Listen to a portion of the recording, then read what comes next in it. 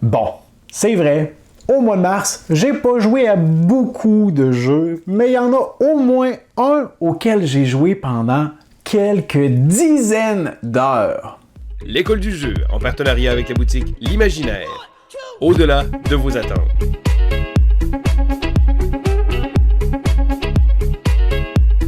Hey, salut la gang, c'est JP pour l'école du jeu et bienvenue dans cette vidéo, ce segment Quoi de neuf JP, vidéo dans laquelle on fait un retour ensemble sur le mois de mars qui vient de se terminer. Et sachez qu'en tout temps, vous pouvez utiliser la barre de défilement divisée en chapitres pour vous permettre de naviguer plus efficacement dans cette vidéo.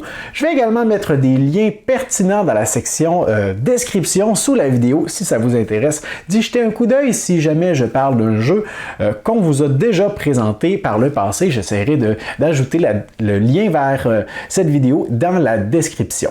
Et au menu aujourd'hui, je vous parlerai des statistiques en lien avec l'évolution de notre chaîne, l'école du jeu. Je vous parlerai également d'une résolution que je m'étais fixée pour le mois de mars, une résolution personnelle. Je vous parlerai de mes quelques expériences de jeu pour ce qui est du mois de mars, dont une qui a pris plus de temps que les autres, disons-le ainsi. Je vous parlerai également d'un projet pédagogique que j'ai initié, dont je vous ai parlé dans une autre vidéo, mais que j'ai eu également l'occasion de vivre en classe. Et je terminerai avec quelques projets de vidéos à produire pour le mois qui est devant nous. Pour ce qui est des statistiques de la chaîne, vous le savez, l'école du jeu ne cesse de progresser, d'aller de l'avant et c'est grâce à vous. Alors je commence cette vidéo en vous remerciant encore une fois de nous encourager, de nous laisser des commentaires, de nous laisser des pouces vers le haut, de nous référer. Des fois c'est drôle, on se promène sur les réseaux sociaux et on voit des gens citer notre chaîne, mettre des vidéos à l'appui lorsque les gens posent des questions, suggérer nos formats originaux. Alors ça nous fait toujours énormément plaisir. Et au mois de mars, ce qu'on vous a proposé, c'est 27 vidéos pendant tout le mois de mars. Alors encore une fois, un mois plutôt productif. Et si on prend tous les visionnements du mois de mars cumulés, on arrive à 82 400 visionnements. C'est énorme encore une fois.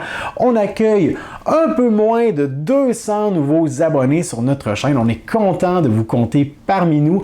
Merci d'avoir rejoint l'aventure. Si vous êtes un nouvel abonné, n'hésitez pas à nous laisser un commentaire. Il nous fera plaisir de vous accueillir, de vous saluer personnellement.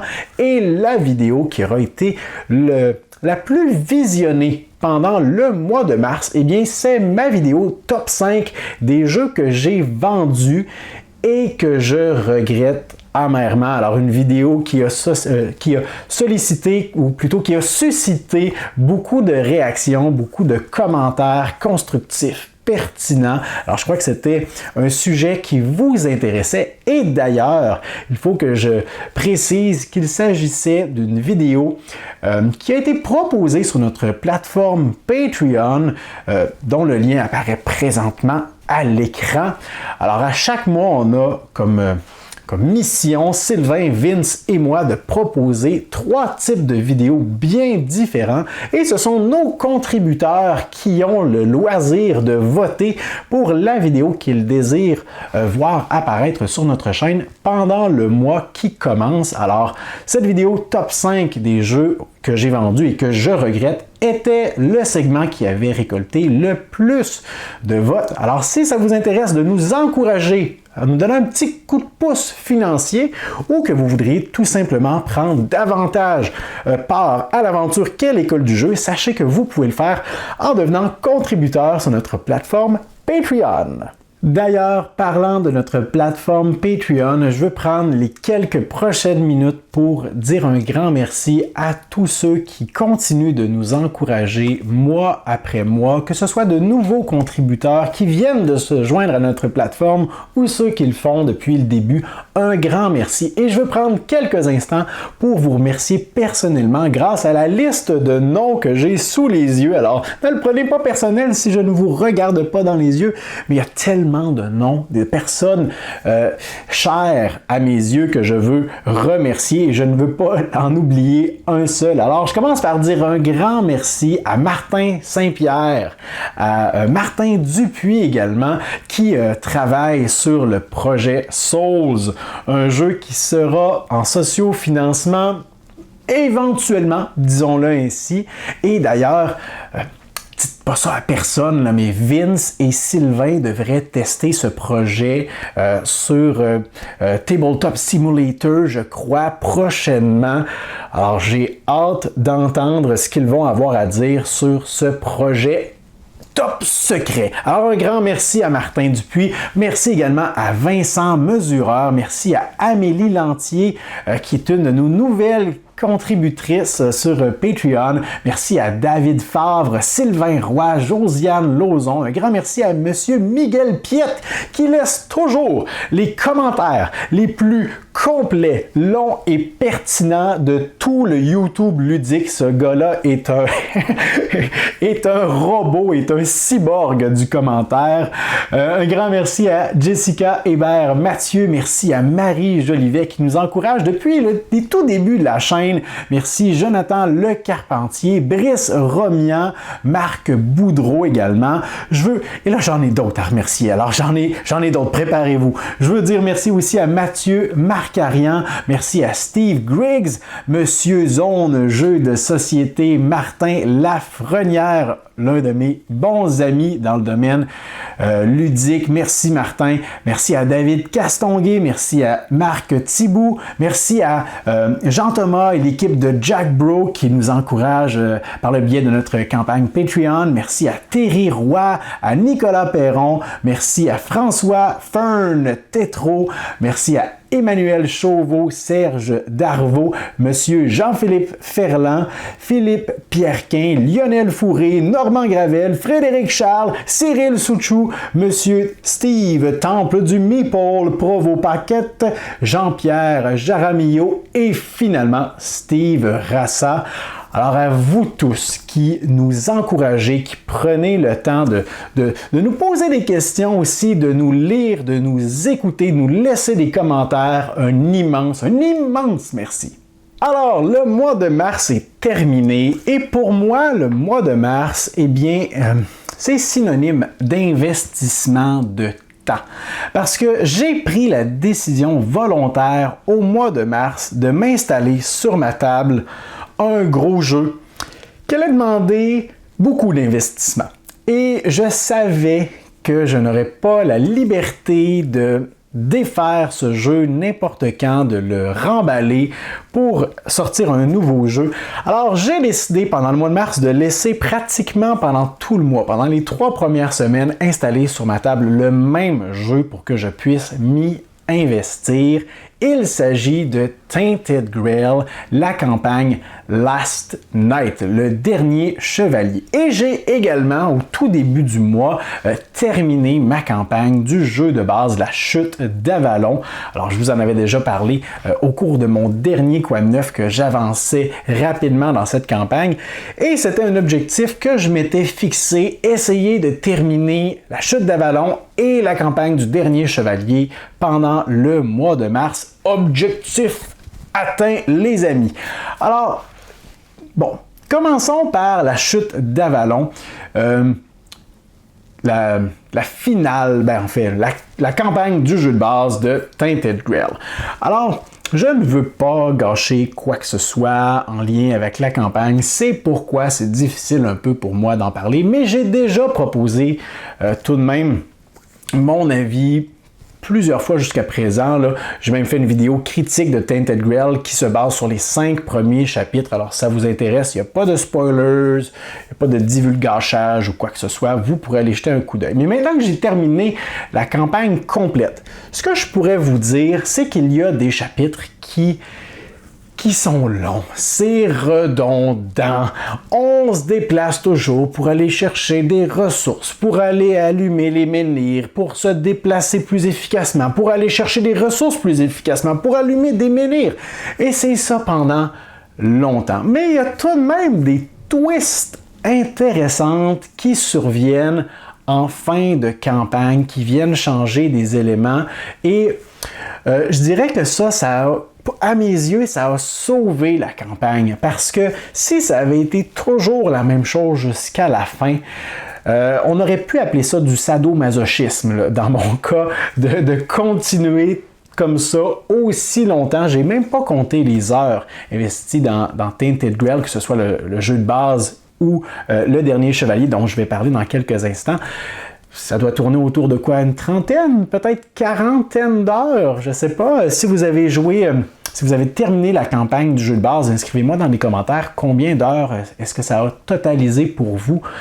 De mon côté, donc, ce que j'allais dire, c'est que la finale de la campagne, d'un point de vue thématique, d'un point de vue narration, est vraiment, vraiment satisfaisante, vraiment géniale. J'aime l'espèce d'amalgame, d'arbres de possibilités qu'on développe en cours de campagne et de terminer notre campagne en regardant voici les choix que j'ai faits, voici ce à quoi le monde ressemble à la fin de ma campagne, à la lumière des choix que j'ai faits. Ça, c'est vraiment génial. Il y a plusieurs fins possibles également en fonction de ça. Alors ça, j'ai trouvé ça vraiment, vraiment satisfaisant.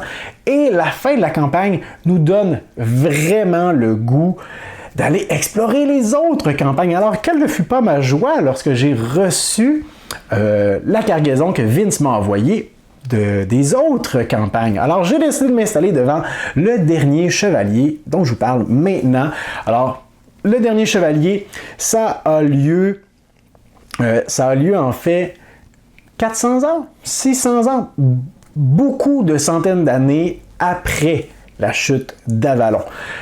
On se retrouve donc sur le même continent qui a été modifié tout de même avec le temps et je ne veux pas gâcher quoi que ce soit, mais quelques éléments que j'ai appréciés de cette campagne. Premièrement, ça, ce n'est pas tout le monde qui va apprécier, mais c'était un des commentaires que j'avais fait lors de ma première critique. C'est que Tainted Grail, le jeu de base, est un bac à sable, un univers ouvert de parts et d'autres. On commence et on peut se rendre pratiquement n'importe où pour faire pratiquement n'importe quoi. Et dans un univers aussi vaste, je trouvais que c'était un peu too much, un peu trop. Et ma critique était de dire, pourquoi ne pas mettre quelques murs invisibles, quelques obstacles infranchissables avant d'avoir atteint un niveau, un moment précis. Et c'est exactement ce que le dernier chevalier fait, et il le fait selon moi très très bien. Ce n'est rien qui paraît forcé ou quoi que ce soit. C'est thématique, c'est logique avec les événements, avec les changements qui ont lieu sur le continent, et ça fait en sorte qu'on ne perd pas notre temps à se déplacer pendant 2 heures, et littéralement 2 heures, là, dans une direction pour se rendre compte que, ah ben non, je me suis trompé de bord, c'est l'autre côté qu'il faut que j'aille. Et là, parcourir encore une fois 4 heures de déplacement. Ça n'arrive pas nécessairement parce qu'on nous permet d'explorer le continent de façon morcelée et on ne peut pas progresser tant qu'on n'a pas atteint un événement ou quelque chose de précis. Ça, moi, j'ai apprécié ça. Et rendu au chapitre, je crois, peut-être 8, 9 ou 10, là, on a vraiment accès à tous les endroits du continent sur un total de 15 chapitres. D'ailleurs, peut-être par contre qu'un élément négatif serait que l'arbre de possibilités dans le dernier chevalier n'est pas aussi vaste que dans la chute d'Avalon. Oui, vous aurez des décisions cruciales à prendre qui vont radicalement changer la fin de votre scénario, de votre campagne. Mais ce n'est pas avant peut-être le chapitre 10 que vous aurez à faire ce genre de choix-là. Alors, les 10 premiers chapitres vous prennent, oui, par la main. Il y a de nouveaux éléments, les menhirs ne se gèrent pas du tout de la même façon, de plus de liberté dans nos déplacements.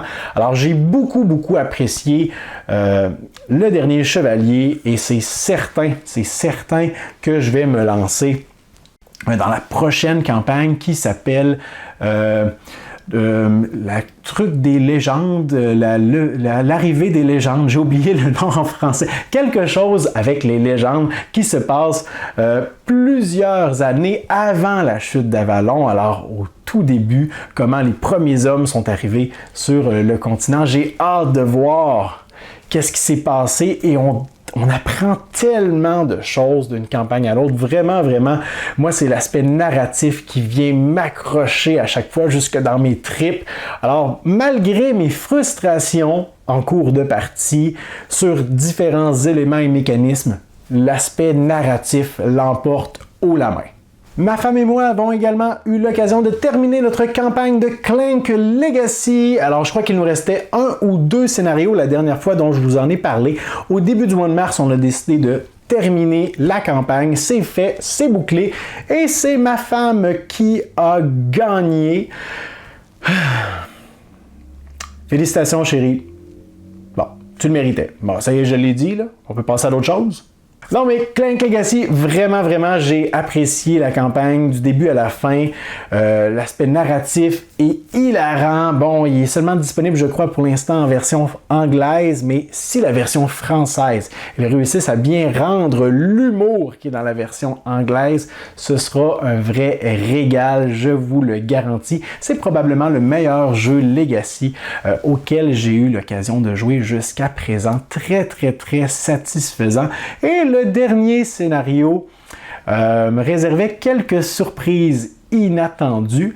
N'oubliez pas que c'est un jeu Legacy 100% rejouable à la fin de votre campagne. Vous pourrez garder vos éléments. Il y a quelques ajustements à faire pour les règles, mais vous allez vous retrouver avec 2 plateaux de Clank Legacy. C'est pas un spoil ou un divulgachement, là, pas du tout. C'est juste qu'on a un plateau recto-verso. On le voit dès le début de la campagne lorsqu'on ouvre la boîte. Alors, vous allez vous retrouver avec un plateau recto-verso personnalisé selon les choix et les événements que vous avez rencontrés. J'ai eu l'occasion également de jouer au petit dernier des Space Cowboys, jeu dans la gamme pour 2 joueurs seulement, un jeu d'affrontement qui s'appelle Botanique. Alors dans Botanique, on va essayer de créer des machines, des robots qui vont réussir à produire des plantes de façon mécanique, afin d'assurer la survie d'un peuple dont l'existence est en péril sur une planète lointaine. Oui, je sais, la thématique, je ne sais pas d'où sort cette thématique, mais bref, c'est un jeu plutôt abstrait, un bon petit casse-tête, où à chaque tour, on va s'échanger, à chaque phase, on va s'échanger le marqueur premier joueur, et le premier joueur aura 2 choix de tuiles, alors que l'autre joueur en aura un seul. Par contre, puisqu'on va s'échanger le marqueur, eh bien, on va toujours alterner ces choix.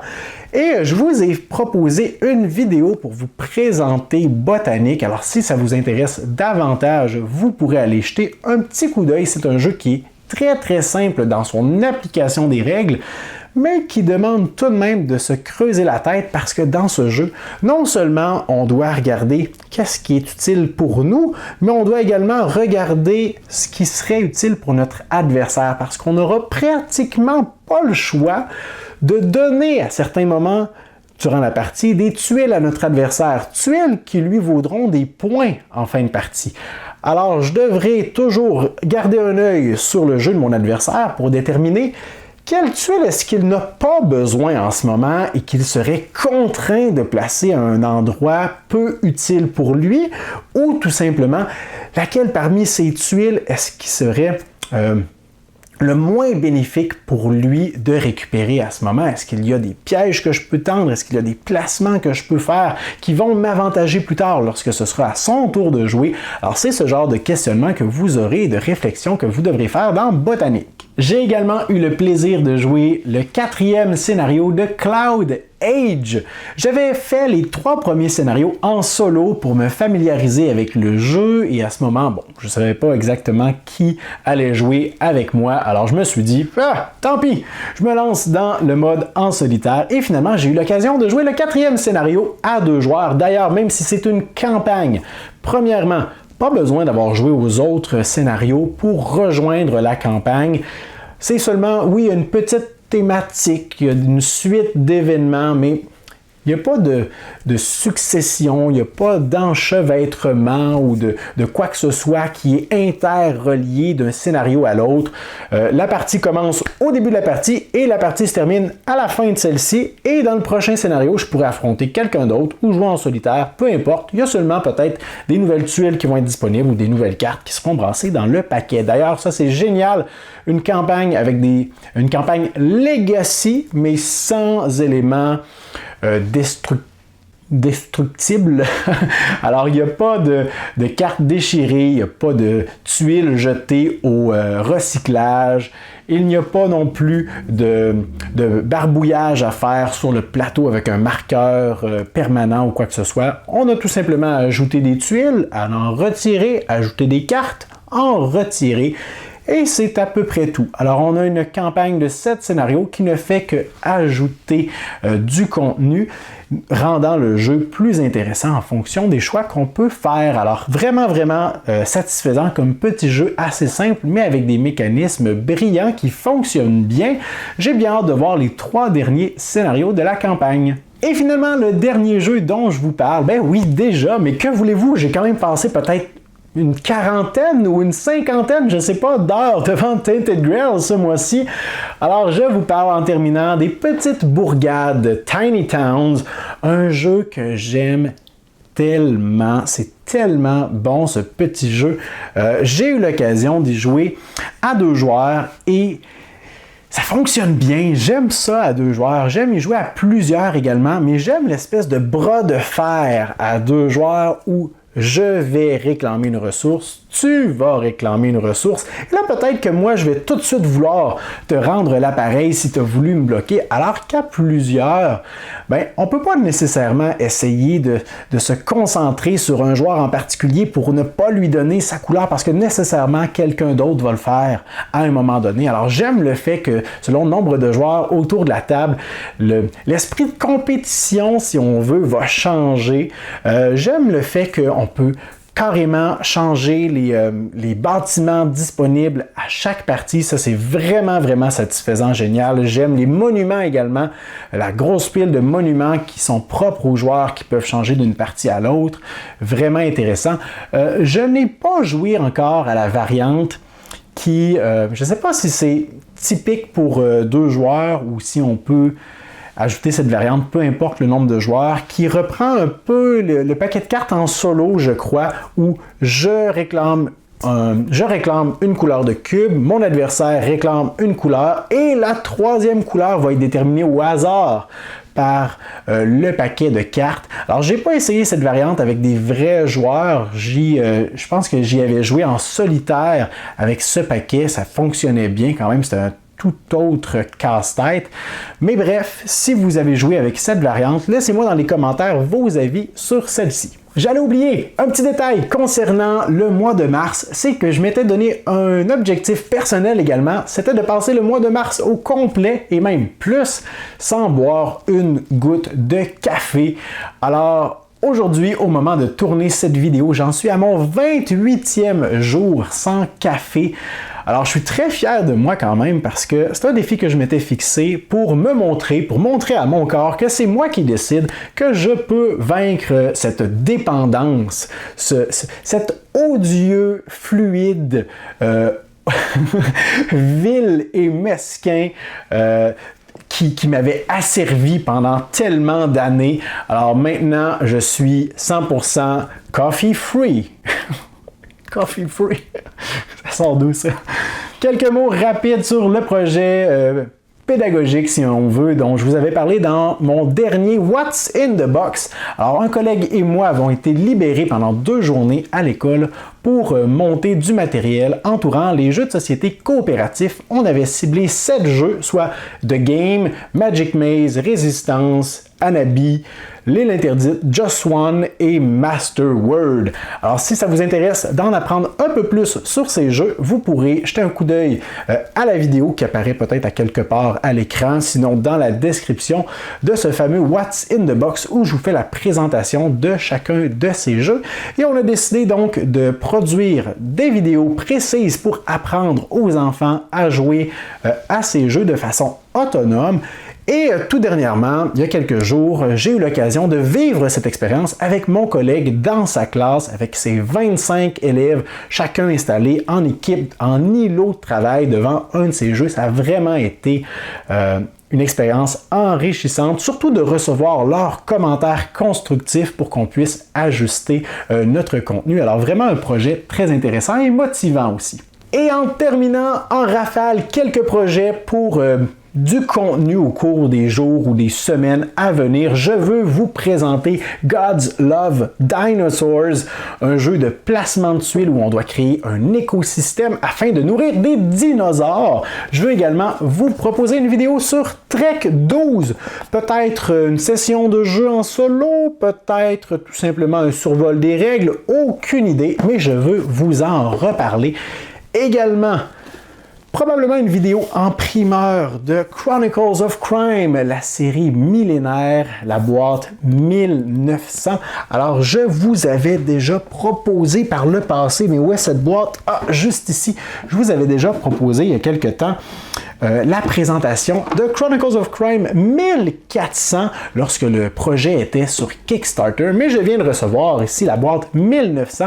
Alors j'ai hâte de l'essayer moi-même puisque je suis un fan inconditionnel de Chronicles of Crime et de vous en parler. Et finalement, j'aimerais également peut-être dédier une vidéo à Valeria le Royaume, qui est la version française de Valeria Card Kingdom, qui est un excellent jeu que j'aime beaucoup. J'ai d'ailleurs, je crois, 4 ou 5 mini-extensions à l'intérieur également que j'aimerais vous présenter, faire un survol de ces extensions avec vous pour que vous puissiez savoir qu'est-ce qu'elles proposent. Alors voilà pour ce qui était de cette vidéo. J'espère que vous avez apprécié ce quoi de neuf. Si c'est le cas, laissez-moi un pouce vers le haut. Considérez faire un petit tour dans l'onglet qui apparaît ici à l'écran, notre campagne Patreon pour nous donner un coup de pouce, pour nous encourager à continuer de produire du contenu comme celui-ci. Et finalement, si vous n'êtes pas déjà abonné à notre chaîne, eh bien, je crois que c'est le bon moment maintenant de le faire. Allez, appuyez sur s'abonner. Allez, s'abonner. Et voilà, c'est fait. Une personne de plus dans l'aventure. Alors, voilà ce que j'avais à vous dire aujourd'hui. J'espère que vous avez apprécié. Je vous remercie pour votre écoute et je vous dis à la prochaine.